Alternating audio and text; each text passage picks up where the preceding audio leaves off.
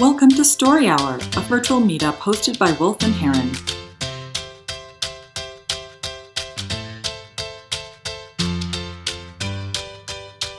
Of course, the truth is that it was 99% her fault. Well, maybe 90%, whatever. But sometimes the truth takes too great an effort to maintain. I'm very fond of this quote attributed to Mark Twain. If you tell the truth, you don't have to remember anything. But sometimes when it comes to relationships and all their complexity, truth requires you to carry this chronology around in your head, in your heart, this laundry list of past wrongdoings. It takes way too much effort to sustain. Sometimes the truth is long-winded, and sometimes the truth is alienating. For years, the mother of my first child and I made an art of estrangement. It was, of course, entirely her fault, more or less, It would be dishonest to say otherwise, and I would never lie. One night, I was traveling. I was in the passenger seat of a Lyft, and the topic of our relationship came up. The driver, Mo, was just one of those really instantaneously likable, personable, and probably exceptionally honest people that you immediately like. So in spite of his being a complete stranger, I saw nothing inappropriate in the way he asked a couple of rather personal questions, including, why didn't things work out between you and her mom? I deliberated for a fraction of a second and decided to lie. We were in our early 20s and neither one of us was the best version of ourselves. It just didn't work. It was nobody's fault. At least it was both of our fault. So, of course, that's bullshit. It was totally her fault. And, but I wasn't vain enough to think this virtual stranger was going to take everything that I said at face value, or for that matter, that he'd care. And at any rate, it's just bad form to unload emotional baggage on people who haven't signed up for it. So I told him the short version, the easy version, and that's arguably not truthful version. I told this lie, as I saw it, out of laziness and partly out of consideration for him. Now, I hate lies. But there's something to be said for this other Mark Twain quote, which is, a man is never more truthful than when he acknowledges himself a liar. We all lie to ourselves and on occasion, and by extension, we lie to others. I'm not drawing a moral equivalency here. An intentional lie with the object of personal gain or evading responsibility has a very different moral character than a lie that stems from something deep down that you don't necessarily even recognize. There are lies and there are damn lies. But the lie I told that evening in the passenger seat of a Lyft to a virtual stranger cracked through the hardened outer shell of my supposed truth, exposing the lies within a narrative I had believed for years. Lies and truth swirling around together in a huge yoke of karma, of acts of kindness, of wrongdoing, of real and imagined intentions, good and bad deeds, spoken word and insinuation. And I realize the balance of misdeeds and good deeds was a lot closer to the center than I could possibly have acknowledged years or even months earlier. This was strikingly uncomfortable to me, even agonizing.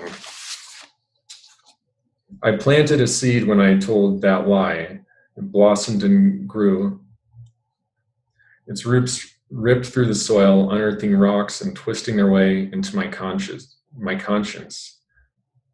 There were days when it was deeply, achingly disturbing. But that tree has settled into fullness. Its growth has flattened, more or less, and its fruits are peace. And that peace takes the form of a revelation I would have found quite offensive in my youth. I bear some degree of responsibility for nearly everything truly bad that has ever happened to me. I was a jerk. When I was in my early 20s, I was a jerk. I wasn't as honorable a person as I thought I was. I saw ulterior motives in the mother of my first child when she did the right thing, and when she didn't do the right thing, when we did wrong by each other, I caricaturized her. I caricaturized her motives and her intentions.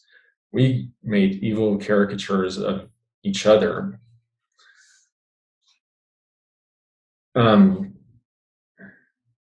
I wouldn't put that on another person. I wouldn't tell another person like everything bad that ever happened to you is your fault. But seeing myself as an actor in my own fortunes and misfortunes is strangely liberating, because now the scale is broken. It's irrelevant. I don't have to feel disgust for people who have screwed up, recognizing my own role in their behavior. So this falls shy, blaming myself for other people's behavior, but we're all responsible for our own words and actions. But as far as I'm concerned, viewing my past and my current relationships through this lens, I have a greater awareness of cause and effect, of my role in other people's behavior. I'm more able to accept blame when it falls on me, or the portion of blame that falls on me, and I feel more empowered and less reactive, and I'm happier and I have better relationships, including and especially with the mother of my first child. When I chose to lie, I unwittingly stated a truth that tormented me and ultimately liberated me from resentment, made my life easier. My lie was truth, and the truth as I had seen it was fiction.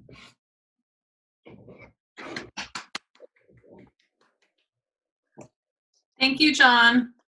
That was just about 7 minutes long. So what did John do well? What should he hold on to? And we'll try to go through you guys quickly so we can finish up on time. Sarah. Hi, John. So you're an extraordinary storyteller, and this being a first draft is really remarkable. Like, you're just a natural storyteller. It's a great story. I'll leave it at that. Thank you. Molly, did I see your hand up? Oh yeah, I was just snapping to agree. But yeah, I do. I love the way you tell. I just like the way that you, the tone of voice that you brought to that story and the vulnerability, and it felt very, even though it was written, it felt very raw and authentic and kind of off the cuff still in some ways. So thank you for that. Danielle, and then Milo. Sure. I kind of wanted to know, but didn't want to know more details. But no, I thought that the way that you brought it back and reflected was powerful. You know, kind of, I felt like you took us on that internal journey of you getting to, you know, a place of letting that go, and I love that the lie was kind of what unlocked that. Yep. Milo. So that sounded like the introduction to a novel. Just wanted to say that. I want to express that I've watched you tell stories since probably the first time that you arrived here, and I feel like this was such a conversation that you were having and not a monologue. Although at the end it did kind of fall apart, you lost your place. But in the beginning, it truly felt like you're having a conversation with the audience and you're actually speaking to people, and just it was coming naturally rather than as a prepared statement. That said, it was a particularly complex piece because it had so many different layers and so much philosophy and so much introspection and vulnerability. And it wasn't just describing the scene, but it was the words that you were using that were kind of making this a very thought-provoking piece. So I think it's spectacular. I think it really worked very well, but I will say that at the end it did kind of fall apart because you started to lose your place, and maybe you said this is where it was not prepared. Is that right? Yeah, it wasn't, and I think it also got a little more analytical maybe towards the end. So yeah. Well, switching gears, we could quickly do a few things that John could think about next time. And what Milo just said made me think that part of what this brings to light for me is that storytelling and writing are really a way to work through your own feelings about things. And I think that some of what would come through in your editing of this, I can just imagine, it's just you'll get greater clarity of how you reflect that you did actually feel and what you've learned. And that will edit out some of that extra stuff that was probably a little bit distracting. So that would just be what I think would just be a natural, nothing really to consider or do differently, but if you take another round at it, clarify your thinking, you'll get some of those extra words out of there. Sarah, did you have your hand up? So, John, the best stories are redemption stories. So even though you just wrote this morning, it's an awesome story. I could totally see you doing a keynote and this being like the main story. And then from a structure standpoint, like visually, I would love to hear this story where you talk about stepping into the cab and you've got this stuff going on in your head. And then the cabbie asks you a question. Were you with anybody or were you alone in the cab? at the stage where the conversation occurred, I was alone. Okay, perfect. So I would love to hear the story where you step in and you're alone with the cabbie and stuff is in your head and he asks you a triggering question, which sends you into your story, which is awesome. And that whole time, like most of your story is inside the cab, kind of like talking either to yourself or with the cabbie. And then when you get out of the cab is when you have your revelation. So for a first draft, it's awesome. I totally think you should develop it. I think it would be awesome, both written and spoken. And then when you do speak it, of course you'll have it memorized, but I love that idea of like getting in and out of a cab and the metaphors that you used and all that stuff. So I think it's great. It's totally worth keeping and working on. Thanks, Sarah. Sure. To build on what Sarah said, and then I'll turn it back over to you, is that I think thinking about the cab and the environment as it relates to the journey that you're going on through with your own realization is you do probably want to find stronger transitional moments to help hold on to your personal insights, because there's not that much going on in the story. It is mostly in your head, and that's okay, but help us hold on to something. And so if you stay in the cab, make sure that we're grounded with just a few moments and not just full thought process, because we'll get lost if that's kind of all we're holding on to. Sure. Yeah, and one way I was just inspired to say is that one way you might be able to do that is have your character have you look out the window, and then that triggers a memory or something. So then that reminds us that we're still in the cab, and it's a really great story, John. And in fact, it reminds me of this Jewish proverb that I just read recently: what's truer than truth? And it's the story.